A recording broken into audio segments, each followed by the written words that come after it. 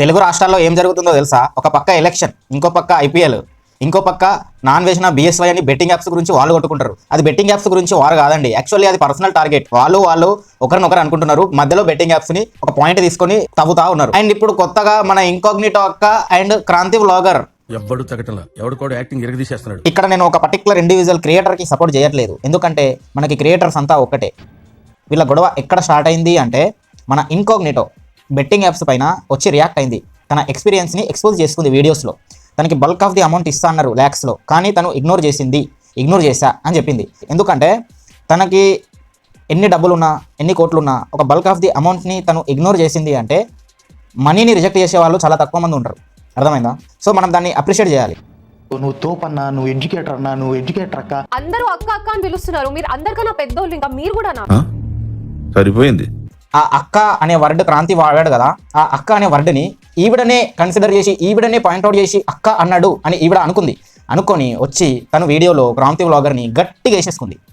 ఎమోషనల్గా ప్రతి వే నుంచి బ్లాక్ చేసి వేసుకుంది. భాయ్ మజా ఆయా. మళ్ళీ మన క్రాంతి వ్లాగర్ ఊరుకుంటాడా?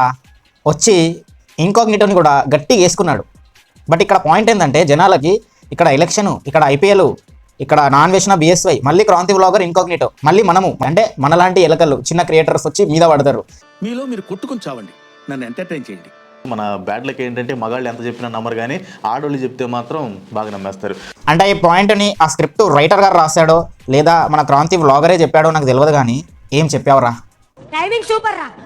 ఈ రోజు నుంచి నేను బెట్టింగ్ యాప్స్ ప్రమోట్ చేయడం ఆపేస్తున్నా. సో బెట్టింగ్ యాప్స్ ప్రమోట్ చేయడం ఆపేస్తున్నాను అని చెప్పి ఆ టాపిక్ నుంచి ఈయన టార్గెట్ అయింది కాబట్టి ఈయన దాన్ని ఇక నుంచి నేను చెయ్యను అని చెప్తున్నాడు. చూసావా? దానికి మనం అప్రిషియేట్ చేయాలి. ఈవెన్ బిఎస్వై ఆయన టెలిగ్రామ్లో కథలు పడుతున్నప్పటికీ ఆయన వచ్చి చెప్పలేదు మనకి నేను బెట్టింగ్ యాప్స్ ఆపేస్తున్నాను అని. బట్ ఈయన ఎలాంటి కథలు పడట్లా, బట్ ఈయన వచ్చి నేను బెట్టింగ్ యాప్స్ ఆపేస్తున్నాను అని చెప్తున్నాడు. చూసావా? ఆ పాయింట్కి మనందరం అప్రిషియేట్ చేయాలి.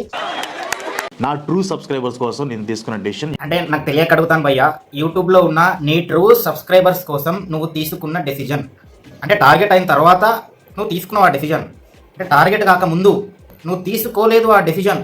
ఎందుకు? అంటే టార్గెట్ అయిపోయిన తర్వాత నీ సబ్స్క్రైబర్స్ గురించి నేను ఆలోచిస్తున్నాను అని అంటున్నావు, కానీ టార్గెట్ కాకముందు అదే సబ్స్క్రైబర్స్ గురించి నువ్వు ఎందుకు ఆలోచించలేదు? మరి ఆలోచించకుండా ఎందుకు వచ్చి బెట్టింగ్ యాప్స్ ప్రమోట్ చేసావు? మరి ఇప్పుడెందుకు టార్గెట్ అయిపోయిన తర్వాత నేను చెయ్యను అంటున్నావు? మరి టార్గెట్ అయ్యాడు కాబట్టి నేను బెట్టింగ్ ప్రమోషన్స్ చెయ్యను అని అంటున్నాడు కదా. పోనీ మొత్తానికి నేను బెట్టింగ్ ప్రమోషన్స్ నేను ఇంకోసారి చెయ్యను అని అన్నాడు కాబట్టి దాన్ని మనం అప్రిషియేట్ చేద్దాం. మార్పు చెందిన వాడే మనిషి. బట్ ప్రీవియస్ వీడియోలో అందరూ పత్తి గింజలే, ఇంక్లూడింగ్ మీ, నేను కూడా పత్తిత్తును కాదు అని అన్నాడు. ఇప్పుడు ఈ వీడియోలో నేను పత్తిత్తుగా మారిపోయాను అని చెప్పినట్టు లేదు. అంటే అది యూట్యూబ్లో ఉన్న ప్రతి ఒక్కరు బెట్టింగ్ యాప్స్ ప్రమోట్ చేసేవాళ్ళే. అది ఎలాగో మీకు ముందు అర్థమవుతుంది. తగ్గించుకుంటే మంచిది. ప్రతి ఒక్క క్రియేటరు ముందు యూట్యూబ్లో బెట్టింగ్ యాప్స్ ప్రమోట్ చేస్తారు. మీ ఊళ్ళో తెలివితేటలు ఇక్కడ వాడకు. ప్రతి ఒక్కరిని నువ్వు ఎట్లా మెన్షన్ చేస్తావు? ఇప్పుడు నీకు 1 మిలియన్ సబ్స్క్రైబర్స్ ఉన్నారు భయ్యా, నువ్వు ఇంతకుముందు ప్రమోట్ చేసినావు భయ్యా, మళ్ళీ ఇప్పుడు టార్గెట్ అయిన తర్వాత నేను చెయ్యను అంటున్నావు భయ్యా. నీకున్న 1 మిలియన్ సబ్స్క్రైబర్స్లో నా ఫ్రెండ్ ఒకడు ఉంటాడు, రోస్టింగ్ వీడియోస్ చేస్తాడు. నువ్వు ఏదైతే రోస్టింగ్ వీడియోస్ని కించపరిచినావో అవే రోస్టింగ్ వీడియోస్ చేస్తాడు ఆయన. వాడికి నీకున్న 1 మిలియన్ రీచ్లో పిల్లబచ్చ ఛానల్ అంది, తక్కువ సబ్స్క్రైబర్స్ ఉన్న ఛానల్ అంది. నీతో పోలిస్తే వాడికి 20,000 ఇస్తాం, నువ్వు ఒక 30 సెకండ్స్ బెట్టింగ్ యాప్ ప్రమోట్ చేయు మాది అంటే వాడు ఇగ్నోర్ చేసిండు. ఇప్పుడు నువ్వు గొప్ప అనివా వాడే? నువ్వు నాకు చెప్పు. సో చాలామంది క్రియేటర్స్ ఉన్నారు, చాలా తక్కువ మంది క్రియేటర్స్ బెట్టింగ్ యాప్స్ని ప్రమోట్ చేయరు. నువ్వు అందరినీ మెన్షన్ చేసి మాట్లాడకు ప్రతి ఒక్కరు అని.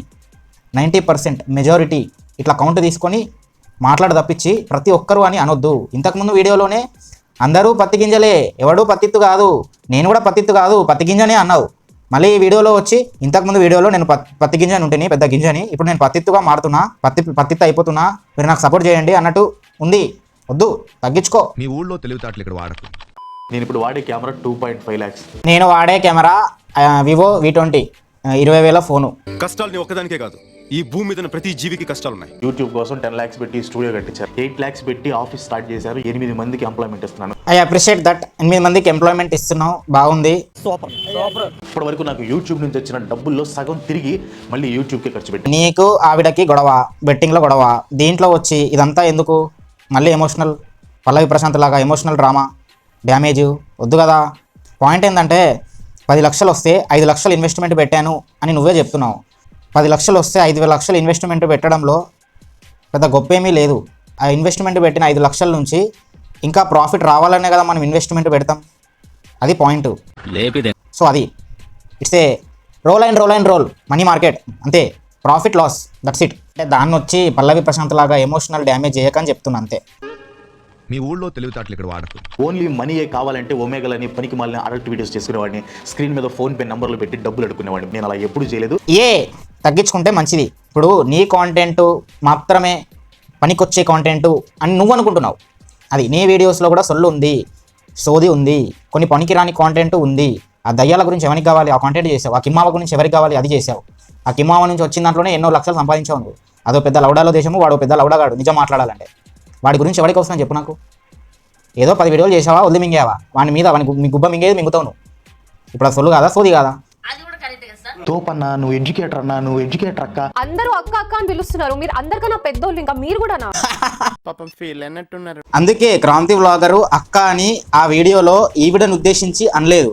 కానీ ఈవిడని ఉద్దేశించి చేస్తున్న ఈ వీడియోలో ఈవిడని అక్క అనకుండా మేడం అని అంటున్నాడు. ఎందుకంటే అక్క అంటే ఫీల్ అవుతుంది కాబట్టి. మేడంని అక్క అన్నట్లు డైవర్ట్ చేసింది. మీ దుంపలు మీరు ఎక్కడ తయారయ్యారా బాబు?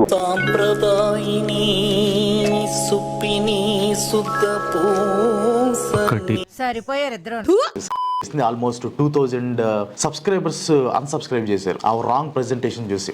అంటే మరి మన ప్రజెంటేషన్ అర్థమైంది అనుకో, ఎంతమంది హిందువులు అన్సబ్స్క్రైబ్ చేస్తారో అక్కడ 2000కే పరేషాన్ అవుతున్నావు. ఇంకా నువ్వు మోడీకి అగెన్స్ట్గా క్వశ్చన్ చేస్తావు, ఇండైరెక్ట్గా హిందువులను కూడా అది అని అర్థమైంది అనుకో, ఇంకా నీకున్న సబ్స్క్రైబర్స్లో సగం మంది సబ్స్క్రైబర్స్ ఎగిరిపోతారేమో. అందుకే బీజేపీని క్వశ్చన్ చేసే ముందు హిందూ దేవాలయాల గురించి మాట్లాడేటప్పుడు ఆచితూచి మాట్లాడు. నువ్వు చేసి ఈ ప్రమోషన్స్ వల్ల చిన్న చిన్న పిల్లలు పబ్జీలో ఎంత డబ్బులు పోగొట్టుకుంటున్నారు తెలుసా? ముందు చెప్తాను మేడం, వెయిట్. ఏంటి నువ్వు చెప్పేది నా బొంగు? First of all majority count చెప్తా చూడు. చిన్నపిల్లలు పబ్జీ ఆడరు, ఫ్రీ ఫైర్ ఆడతారు. And games are different, bettings are different. బెట్టింగ్స్లో ప్రతిదీ చాలా థింగ్స్ ఇన్వాల్వ్ అవుతాయి, గేమ్స్లో అవ్వదు. అది రెండింటిని పోల్చుకుంటే ఎక్కువ ఎఫెక్ట్ బెట్టింగ్స్లోనే ఉంటుంది, గేమ్స్లో అడిక్షన్ ఉంటుంది. ఇన్ని కేసులు తీసుకున్నా కానీ bettings are different, games are different. And PUBG ఆడాలంటే మినిమం బ్రెయిన్లో కంట్రోల్ ఉండాలి, పిల్ల పూల కార్రాదు అది. డేంజరస్ డ్రగ్స్ ని కూడా ప్రమోట్ చేయండి. బెట్టింగ్ యాప్స్ దగ్గర నుంచి గవర్నమెంట్ 30% ట్యాక్స్ తీసుకుంటుంది. మరి డ్రగ్స్ ప్రమోట్ చేస్తే కూడా ట్యాక్స్ తీసుకుంటుందా? ఇద్దరు సరిపోయారా? సాగుతుంది వీళ్ళకి అలాగా. ఆల్కహాల్, స్మోక్స్ ఇవి కూడా డ్రగ్స్ కిందికే వస్తాయి. కాకపోతే డ్రగ్స్ అని మనం అనువదించాం అంతే, ఇవి కూడా డ్రగ్సే, మత్తు పదార్థాలు అంటారు. లీగల్ డ్రగ్స్ ఉన్నాయి, బెట్టింగ్స్ కూడా ఉన్నాయి. సో ఇక్కడ end of the day government మనిషికి మనీ మ్యాట్రిక్స్లో పెడుతుంది, అడిక్షన్ మ్యాట్రిక్స్లో పెడుతుంది, డబ్బు కోసం, ఇండైరెక్ట్గా ట్యాక్స్ కోసం.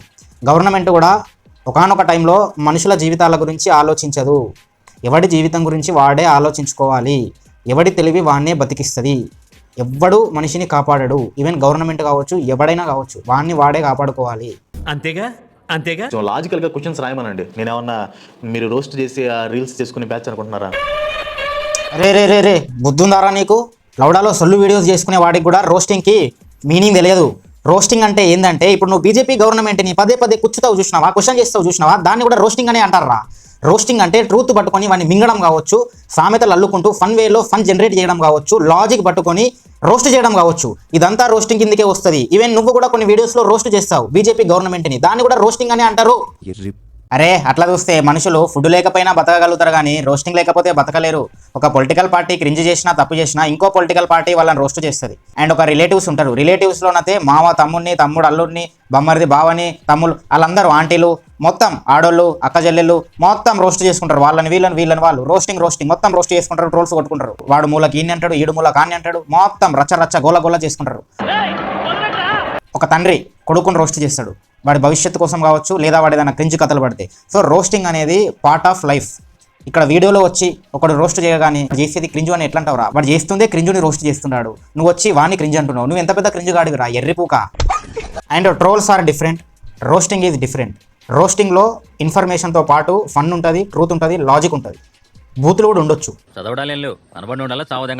అది రోస్టింగ్ కంటే హెల్దీ కాంటెంట్ మరొకటి లేదు.